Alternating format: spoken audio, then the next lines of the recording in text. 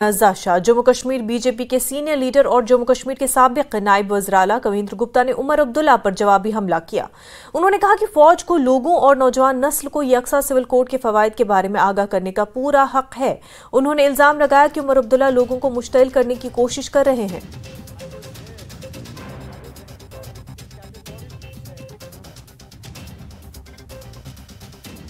Sir, ये जो उमर अब्दुल्ला का ट्वीट आया, उस पर क्या कहेंगे? देखिए, वो शुरू से ही एंटी आर्मी बातें करते रहे हैं। सैनिक कॉलोनी बनती है, उनको तकलीफ होती है, और ये नहीं कहते कि आर्मी ने कश्मीर में कितना लोगों को अवेयरनेस दी है। भारत भ्रमण के लिए वो पूरे हिंदुस्तान में वहां से लोगों को ले जाती है, उनकी काउंसलिंग करती है, और जो लोग मिलिटेंसी में या इसमें इन्वॉल्व हैं तो उन पर भी काम करती है।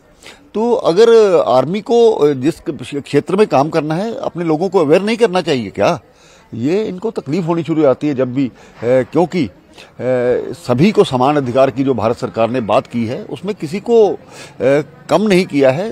जो अधिकार सभी को दिए हैं, इस चीज को इनको समझना चाहिए। विरोध करने के लिए विरोध करना इनकी आदत बन गई है, और आर्मी का विशेष करके। वो कहते हैं कि आर्मी जो है पॉलिटिक्स कर रही है, पॉलिटिकल एक्टिविटीज में। ये इस आर्मी का काम नहीं है, जबकि ये गवर्नमेंट का काम है, गवर्नमेंट अपनी तरफ से, लेकिन आर्मी क्यों कर रही है? देखिए, ऐसा नहीं होता। आर्मी भी इस देश के वो सभी नागरिकों को, जो स्थानीय नागरिक हैं, उनको बुला करके अवेयर कर रही है, क्योंकि इस पर जो उमर अब्दुल्ला जैसे लोग हैं, धर्म के नाम पर भड़का करके लोगों को खराब कर सकते हैं, इसलिए करना भी जरूरी है। फौज पूरी तरह से लोगों के हितों के लिए वहां पर इन्वॉल्व रही है। जब 2014 में सैलाब आया था, लाखों लोगों को उन्होंने बचाया, तब इनको याद नहीं आया। तब फौज की कोई भी बात होती है तो फौज के खिलाफ मिलना इनकी आदत बन गई है। अगर स्थानीय लोगों को अवेयर किया जाता है, वो लोगों के हित में है, देश के हित में है, समाज के हित में है। सीए आ गया है, क्या आपको लगता है ये अब यूसीसी आना चाहिए? बिल्कुल, यूनिफॉर्म सिविल कोड क्यों नहीं? एक देश में समान अधिकार सभी को मिलने चाहिए। इस प्रकार की एक जो प्रयास है भारत सरकार का, ये जो अलग अलग से तुष्टीकरण की नीतियां हैं, इसी ने ही देश को खराब किया है। उसी के कारण से दंगे फसाद, और कांग्रेस यही चाहती रही, और जो पहले सरकारें रही हैं उनका यही मत रहा। तो आपको लगता है कि उमर अब्दुल्ला जैसे पॉलिटिशियंस, उनको ऐसे बयान नहीं देने चाहिए? बिल्कुल नहीं देने चाहिए, लेकिन उनकी राजनीति इसी से चलती है, तो वो तो देंगे ही। आर्मी के खिलाफ बोलना उनकी आदत बन गई। न्यूज़ 18 से बात करने के लिए शुक्रिया। Kavinder Gupta, senior BJP leader, कह रहे हैं कि उमर अब्दुल्ला ने जो बयान दिया वो बहुत ही एक निराशाजनक बयान है, उसकी वो कंडेम करते हैं, और कह रहे हैं कि फौज सिर्फ अपना काम कर रही है, लोगों को समझाने की कोशिश करती है, उसमें कोई गलत नहीं है, और फौज का भी अपना दायित्व है। और उमर अब्दुल्ला जैसे बयान दे रहे हैं, उससे वो लोगों को भड़काने की कोशिश कर रहे हैं, लोगों का ध्यान हटाने की कोशिश कर रहे हैं। कैमरामैन आशु के साथ मैं समीर भट्ट, न्यूज़ 18 जम्मू। गुलाम नबी आज़ाद की ज़ेर क़यादत डेमोक्रेटिक प्रोग्रेसिव आज़ाद पार्टी के चीफ तर्जुमान सलमान निज़ामी ने इंकिशाफ किया कि वो जम्मू कश्मीर दोनों खित्तों की बहुत सी छोटी जमातों और रहनुमाओं से राब्ते में है, ताकि मुजवज़ा तीसरा महाज जम्मू कश्मीर की सियासत में एक मजबूत और काबिल अमल मुतबादल बन सके। उन्होंने इस तीसरे महाज के ब्रांड साजों को बीजेपी के एजेंट के तौर पर दिखाने के लिए मुखालफीन पर जवाबी हमला भी किया। उन्होंने वाजे किया कि डीपीएपी अपनी पार्टी पीपल्स कॉन्फ्रेंस वगैरह पर मुश्तमिल ये नया महाज तमाम लोकसभा सीटों पर लड़ेगा, और इस फ्रंट की रस्मी शक्ल अगले हफ्ते मंजर-ए-आम पर लाई जाएगी। जम्मू कश्मीर में भी सियासी पारा हाई है, और इसी बीच जो थर्ड फ्रंट का कयाम अमल में आने वाला हो, उस पर भी वो भी एक चर्चा का मौजू बना हुआ है। गुलाम नबी आज़ाद, सैयद अल्ताफ़ बुखारी, सज्जाद लोन जैसे नेता थर्ड फ्रंट बनाने के कवायद में व्यस्त हैं, मशगूल हैं, और इसी बीच खबरें ये भी हैं कि इस थर्ड फ्रंट को और ज़्यादा मजबूती देने के लिए कई और नेताओं और छोटी छोटी पार्टियों को भी एतमाद में लिया जा रहा है। मेरे साथ इस वक्त हैं सलमान निज़ामी, जो कि जम्मू कश्मीर डीपीएपी के चीफ स्पोक्स पर्सन है। सलमान, सबसे पहले पूछना चाहूँगा, हमने ये सुना है कि ये जो अगले हफ्ते इसका क़याम अमल में आएगा, फॉर्मल अनाउंसमेंट भी होगी, इसकी रूपरेखा क्या होगा।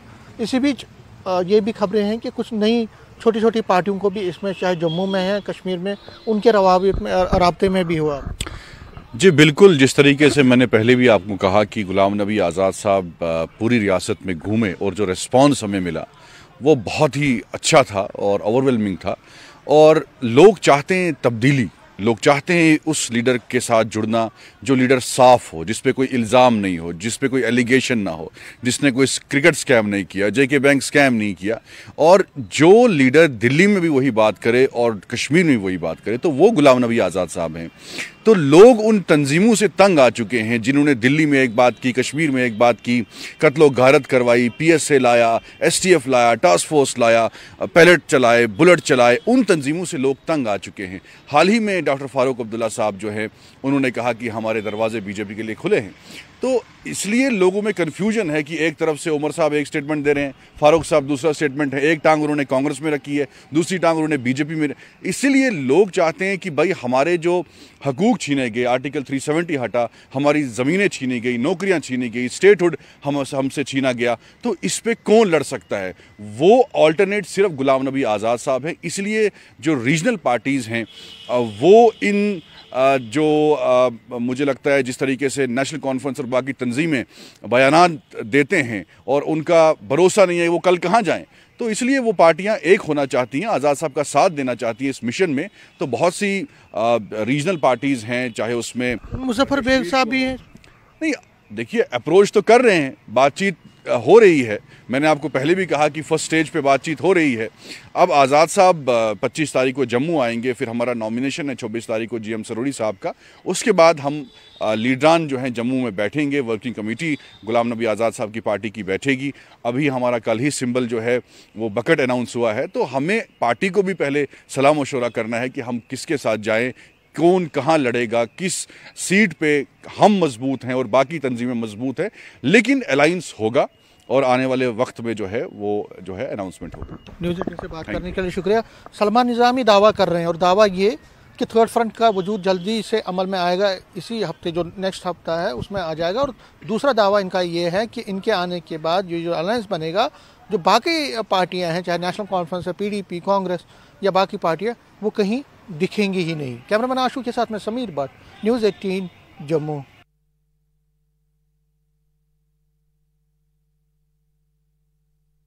इंद्र शर्मा ने कहा कि पार्टी हाईकमान ने JKPCC के वर्किंग सदर रमन भल्ला को जम्मू सीट से खड़ा करने का फैसला किया है। हाल ही में उधमपुर सीट से चौधरी लाल सिंह ने शमूलियत इख्तियार की। उन्होंने कहा कि पार्टी हाईकमान की तरफ से उनकी उम्मीदवारी के बारे में बाज़ाब्ता ऐलान बहुत जल्द किया जाएगा।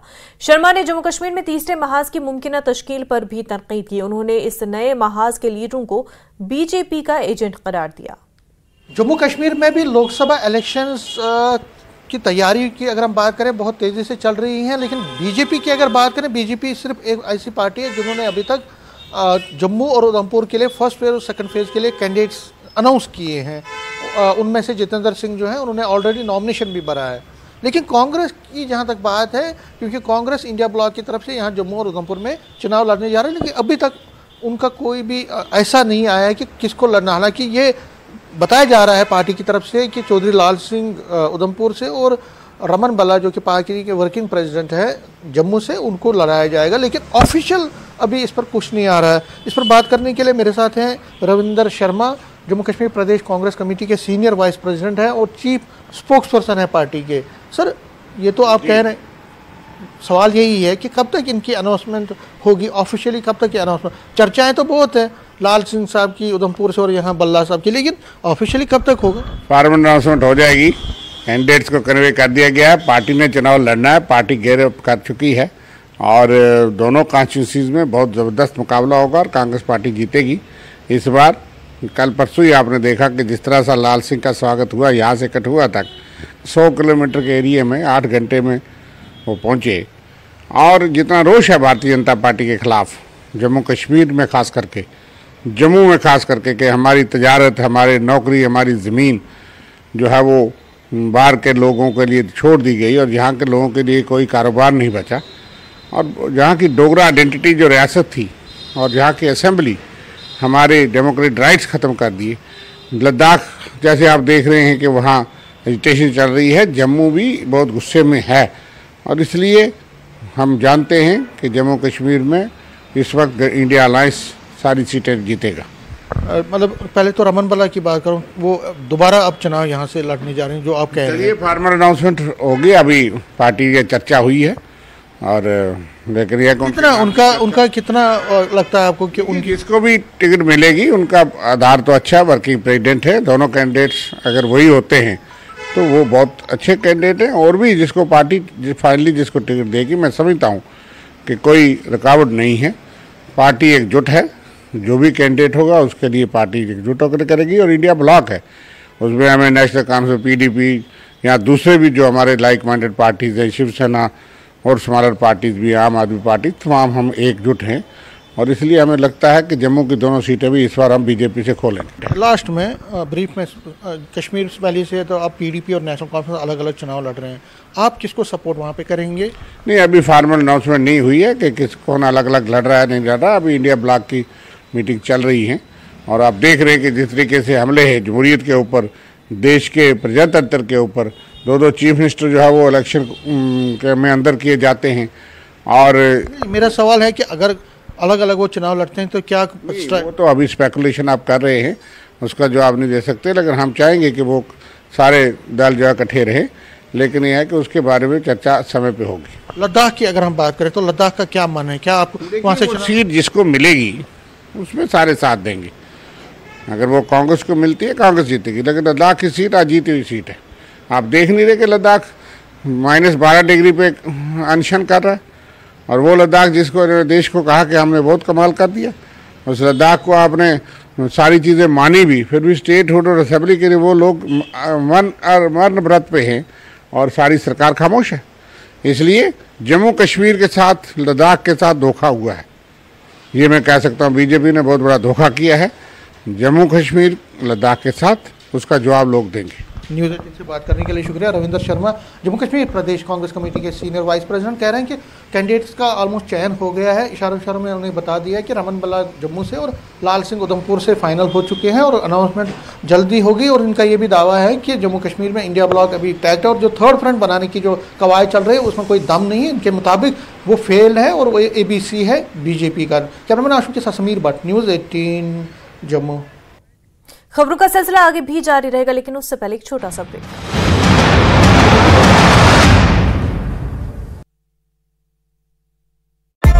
में एक व्यक्ति पर अवैध रूप से ड्रोन का इस्तेमाल कर दवाइयां सप्लाई करने पर मामला किया गया है दर्ज। अवैध रूप से करीब 4-5 महीनों से की जा रही थी सप्लाई। पुलिस ने छानबीन के दौरान बरामद किया ड्रोन। राइजिंग भारत समिट में PM मोदी ने दी अब की बार 400 पार की गारंटी। कहा तीसरे टर्म के 100 दिन का प्लान पूरा। राइजिंग भारत समिट में PM मोदी का बयान, नियत सही तो काम सही। नेशनल फर्स्ट की नियत से काम करने से हुए बदलाव, जिसको किसी ने ब्रेक के बाद आपका खैर मकदम है। Jammu Kashmir nationalist people's front ने जम्मू कश्मीर की 2 निशिस्तों से लोकसभा इंतखाबात के लिए अपने उम्मीदवारों का ऐलान किया। पार्टी अनंतनाग और जम्मू पार्लिमानी सीटों से इलेक्शन लड़ेगी। स्वामी देवयानंद सरस्वती जम्मू रियासी लोकसभा पार्लिमानी हल्के से इलेक्शन लड़ेंगे। पार्टी के सदर शेख मुजफ्फर अनंतनाग लोकसभा पार्लिमानी हल्के से इलेक्शन लड़ेंगे। पार्टी की जानिब से एक प्रेस कॉन्फ्रेंस के जरिए ये जानकारी फराहम की गई है। जम्मू लोकसभा सीट से खड़ा किया है और आगे जो अनंतनाग की सीट है हमारी पार्टी को जो मिली है उसमें हम जो मुजफ्फर शेख जी का वेलकम करते हैं और इनका ऐलान करते हैं प्रेसिडेंट पार्टी के हैं। ये अनंतनाग सीट से इलेक्शन में खड़े हो रहे हैं। 2003 में जनूबी कश्मीर के नदी मर्ग गांव में दहशतगर्दों के हाथों शहीद होने वाले अफराद को खराज अकीदत पेश किया गया। मुसल्ला दहशतगर्दों ने 24 बेगुनाह कश्मीरी पंडितों को हलाक कर दिया था। शहीदों को खराज अकीदत पेश करने वाले लोगों ने एक SIT तश्कील देने का मुतालबा किया है। उन्होंने इस कत्लेआम के कसूरवारों की निशानदही करके उन्हें करार वाक़ई सजा देने की मांग की है। 2003 में साउथ कश्मीर के नादीमर्ग गांव में 24 कश्मीरी पंडितों की निर्मम हत्या की गई और आज उन शहीदों को यहां श्रद्धांजलि दी जा रही है। यहां जितने भी लोग हैं कश्मीरी पंडित वो आके उनकी शहादत को याद कर रहे हैं, उनको नमन कर रहे हैं, उनका जो सोल है उसके लिए प्रार्थना कर रहे हैं और यहाँ पुष्प अर्पित करके उनकी कुर्बानी को याद कर रहे हैं। ये मामला उस वक्त पेश आया था जब 23 मार्च की रात को 2003 में अचानक आतंकी नादीमर्ग गांव में नमूदार हुए और एक एक करके कश्मीरी पंडितों के 24 लोगों की हत्या कर दी, जिसमें 2 बच्चे और कुछ महिलाएं भी शामिल थीं। इन लोगों का शायद कसूर यही था कि वो 1990 में जब कश्मीरी पंडितों ने कश्मीर से पलायन किया था आतंकवाद की वजह से, लेकिन उन्होंने ये सोचा था कि शायद उनका वहीं रहना बेहतर होगा, वो अपने घर छोड़ना नहीं चाहते थे, लेकिन पाकिस्तान के समर्थक आतंकियों को वो बात नहीं भाई और इस तरह से इन लोगों की निर्मम हत्या की गई। हमारे साथ कुछ लोग मौजूद हैं जो उस गांव के रहने वाले हैं, उनसे जानने की कोशिश करेंगे कि आखिर किस तरह के हालात उस वक्त थे और क्या कुछ वहाँ हुआ। जी, आपसे आपका नाम जानना चाहेंगे और ये जानना चाहेंगे कि ये जो हुआ था, जो मैसेकर हुआ था, किस तरह के हालात थे वहाँ पर, क्यों कर लोग वहीं उसी गांव में रहे थे तब तक? बेसिकली हम नाड़ीमर्ग में लगभग 50 से 60 फैमिलीज़ रहते थे जो माइनॉरिटी कम्युनिटी से थे, और विस्थापन के समय में मोस्ट ऑफ द फैमिलीज़ वहाँ से चले गए थे। 11 से 12 परिवार वहाँ रह रहे थे। ये इस हैसियत से वहाँ रहते थे कि ये हमारा पुश्तनी गांव है, यहाँ पर हम छोड़ना नहीं चाहते हैं, हम रहना चाहते हैं।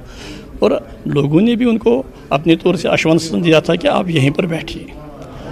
मगर 2003 की घटना है कि जब रात में वहाँ पर आतंकी आए, उन्होंने घर घर से सबको निकाला, क्योंकि गांव बहुत बड़ा था, एक मंदिर के सामने उनको जमा करके गोलियों से भून डाला। उस घटना के बाद वहाँ पर कोई नहीं रहता है, क्योंकि उस घटना के बाद वहाँ कुछ एक ही बचे, 5-6 लोग जो बच गए वो बड़ी मुश्किल से वहाँ जान बचा करके वहाँ से भाग गए थे। तो आजकल वहाँ के लोग सारे देश में फैले हुए हैं, कुछ दिल्ली में रहते हैं, कुछ जम्मू में रहते हैं, मोस्ट ऑफ द फैमिलीज़ यहाँ रहते हैं। और इनकी याद में हम हर 23 मार्च को ये श्रद्धांजलि यहाँ पर देते हैं। नहीं, अगर गवर्नमेंट प्रयास करेगा तो इसका एक वाइट पेपर निकलना चाहे ताकि जब गवर्नमेंट प्रयास करेगा तो हर कुछ चीज़ संभव है। हम चाहते हैं कि एक SIT बनाया जाए, वो इसकी इन्वेस्टिगेशन करे, जितने ये सारे केसेस हैं उनको, ताकि इनका फाइनल कंक्लूजन निकाला जाए। उनका यही कहना है कि एक SIT का गठन किया जाए ताकि जो उन्होंने ये कत्लेआम किया है उनकी आइडेंटिफिकेशन हो और उनको सज़ा मिले। हालांकि जिन लोगों ने अपने लोगों को खोया है वो लोग वापस तो नहीं आएंगे, लेकिन इनका ये कहना है कि अगर उन लोगों को जो इसमें मुलविस हैं उनको सज़ा दी जाए तो कहीं न कहीं उनके जो रिश्तेदार हैं उन्हें एक आत्मा की शांति ज़रूर मिलेगी। वीडियो जर्नलिस्ट चांद डोगरा के साथ मनोज कौल, न्यूज़ 18 जम्मू। शहीद भगत सिंह यादगार समिति की जानिब से यौम शहदा पर एक प्रोग्राम का इनेकाद किया गया। प्रोग्राम में शहीद भगत सिंह की शहादत को याद किया गया। एसोसिएशन के अरकान समेत बड़ी तादाद में लोगों ने प्रोग्राम में शिरकत की। शहीद भगत सिंह, शहीद राजगुरु शहीद सुखदेव को उनकी बेमिसाल कुर्बानी के तई गहरी अकीदत की अलामत के तौर पर खराज अकीदत पेश किया और उनके मुजस्मे पर फूल चढ़ाए। ग्राम स्कूल है भगत सिंह यादगार कमेटी, आज शहादत का दिन है भगत सिंह का। हम वो शहादत का दिन हर साल बनाते हैं। ये 28 सितंबर 1907 को पैदाइश हुई और 1931 23 मार्च को इनको फांसी पर लटकाया गया, क्योंकि इनकी बदौलत हम आज जिंदा हैं कि इन्होंने देश के लिए मतलब परवाह ना करते हुए अपनी जान कुर्बान कर दी। इनके साथ राजगुरु थे, इशफाक उल्लाह खान थे, सुखदेव थे, इन्होंने और भी बड़े लीडरान थे। इन्होंने हमारे देश के लिए बहुत कुर्बानियाँ दी। हम आने वाले जो बच्चे हैं हमारे, हम उनको भी कहते हैं कि ये जिन्होंने हमारा देश आज़ाद कराया वो भी हमारे साथ आएँ, वो भी सीखें। उनको पता ही नहीं है कि किसने देश आज़ाद कराया, उनकी बदौलत हम खड़े हैं आज। यौम शहादत के मौके पर जम्मू रियासी लोकसभा बीजेपी के उम्मीदवार जुगल किशोर शर्मा ने सांबा जिले के रामगढ़ में हिंदुस्तान के बहादुर बेटू भगत सिंह, सुखदेव और राजगुरु को खराज अकीदत पेश किया और इस मौके पर बीजेपी के सीनियर लीडरों और कारकुनों ने भी शहीदों को खराज अकीदत पेश किया। मीडिया से बात करते हुए जुगल किशोर शर्मा ने कहा कि वो जम्मू कश्मीर में अमन चाहते हैं, सयाहत को बढ़नी चाहिए और जम्मू कश्मीर के नौजवानों को रोजगार मिलना चाहिए। उन्होंने कहा कि हम इस पर काम कर रहे हैं और जम्मू कश्मीर बदल रहा है। उन्होंने ये भी कहा कि बीजेपी जम्मू कश्मीर में लोकसभा की 3 सीटें जीतेगी। जुगल किशोर इस मौके पर कांग्रेस को भी तनकीद का निशाना बनाया। देखिए, कांग्रेस के बारे में क्या कहूं, दुनिया जानती है कि कांग्रेस ने देश के प्रति किस भाव से काम किया है। उन्होंने पार्टी और परिवार की चिंता की है। भारतीय जनता पार्टी देश के प्रधानमंत्री निस्वार्थ भाव से समाज और देश की सेवा कर रहे हैं। जम्मू कश्मीर में 3 सीटों पर भारतीय जनता पार्टी जीत दर्ज करेगी और उसके अलावा देश भर में जो लोगों ने नारा दिया है कि इस बार 400 पार। धन्यवाद। कश्मीर में भी प्रयास रहेगा, लेकिन कश्मीर में कितनी सफलता मिलती है उस पर मैं कुछ कहना नहीं चाहता, लेकिन उधमपुर, कठुआ, जम्मू, रियासी और ये जो हमारी अनंतनाग और राजौरी पुंछ सीट है, इस पर तो भारतीय जनता पार्टी जीत दर्ज करेगी। श्रीनगर में एशिया का सबसे बड़ा ट्यूलिप गार्डन आज से आवाम के लिए खोल दिया गया है। Indira Gandhi memorial tulip garden में आने वाले सयाहों के लिए खुसूसी इंतजामात किए गए हैं। ट्यूलिप गार्डन खुलने के साथ ही सयाहों की भीड़ बढ़ने लगी है। मकामी, मुल्की और गैर मुल्की सयाह ट्यूलिप गार्डन का रुख कर रहे हैं।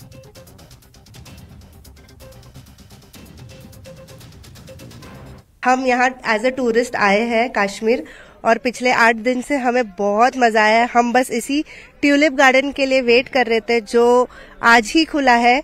और आप देख सकते हैं कि ट्यूलिप गार्डन में अभी भी इतने फूल नहीं हुए हैं, बट जो भी हरियाली यहाँ की है वो कहीं और नहीं मिलेगी। तो जो भी है, जिसको भी आउट ऑफ इंडिया जाने से पहले आप जरूर यहाँ आइए।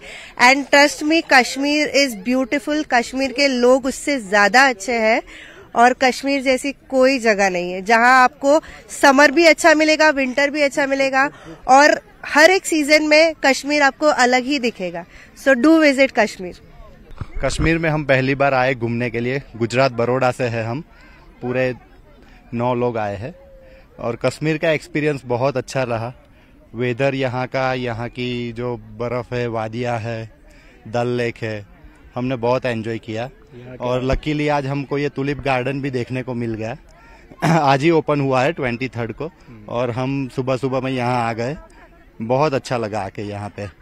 और आई थिंक ये एशिया का लार्जेस्ट टूलिप गार्डन है।